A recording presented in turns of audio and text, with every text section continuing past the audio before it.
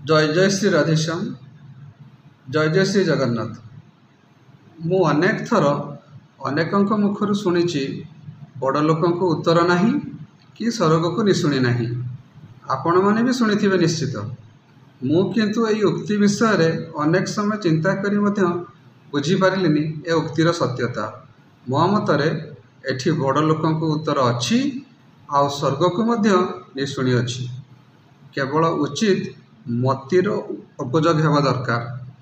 आमे आमर दृष्टिभंगी को मार्जित करी निजर स्थिति गति और मति को केते अनुध्यान करुचु आमर चतुर्पार्श्व को केते ध्यान देउछु।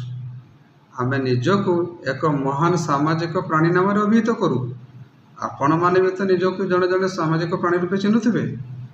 तेबे समस्ते टिके चिंता करिबा आमे समाज को निज भितर केते पाऊ आ निजको समाज भितर केते खोजु। एबे ए प्रश्न आमर समस्त बंधु और बांधवी मान कहबार तात्पर्य समाज रे बड़ सान उच्च नीच परीक्षारे आमे केते दक्ष। केवल मनरे समाज अबा समाज भितर आमर मन देह और जीवन। एबे कथार द्वार को उन्मुक्त करिबा। एठी बड़ लोक किए? कौनसी लोक को बड़र मर्यादा किए दिए आ काहे दिए? एठी बड़ लोकर परिभाषा कौन?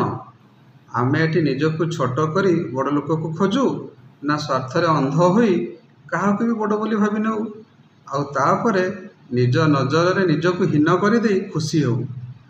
ए प्रकारर अंतर्दृष्टि केते जन रखिछन्ति? बड़ लोकंको उत्तर नहीं को अनुध्यान कले केउ बड़ लोक एठी प्रश्न करे? सही बड़ लोक को आमे कहीं उत्तर देउना? सही तथाकथित बड़ लोक को आमे कहीं सम्मान करूना? उत्तर नहीं अर्थ सेया ना।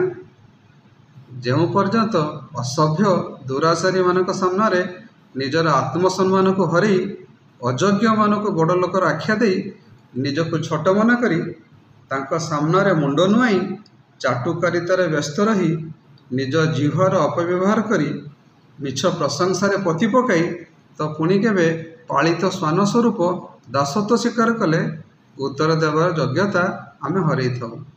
यह केवल आमर भीरुता और हीनमान्यता पाई। तेणु बड़ बोलाउथिबा लोक को उत्तर देवा तो दूर कथा आमे आमर जिह्वा लेउटाइबाकु मध्य समर्थ हेउना। एबे फेरिबा स्वर्ग को निशुणी नहीं उक्ति।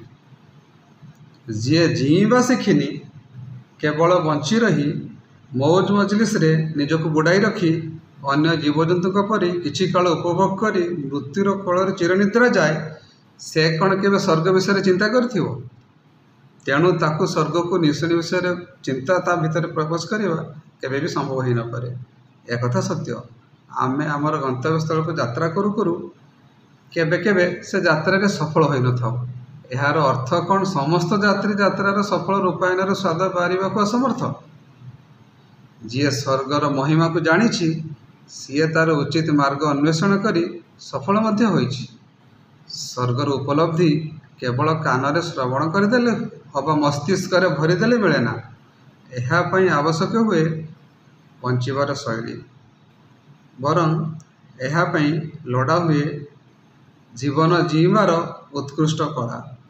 अर्थात यही धरापृष्ठ रे भोग करने आमे बंचिबा उचित नुह बरं जीवा पाई भोगर आवश्यकता अच्छी बोली उपलब्धि करने को पड़ो।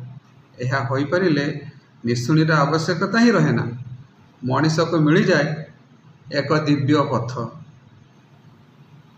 तेबे जदि भयशून्य जीवन आशा आ प्रकृत में स्वर्ग स्थान पाइबार आकांक्षा मनीष पोषण करे तेबे केवल भगवान को बड़ लोक भावी तांकरे नियम रे निजको श्रृंखलित भावे जीवार आवश्यकता रही। सेमिति हेले आमे समस्ते अल्प मात्रा रे त्रुटियुक्त हेले भी उपयुक्त जीवन जीवार आशीर्वाद प्राप्त हो पारिबा।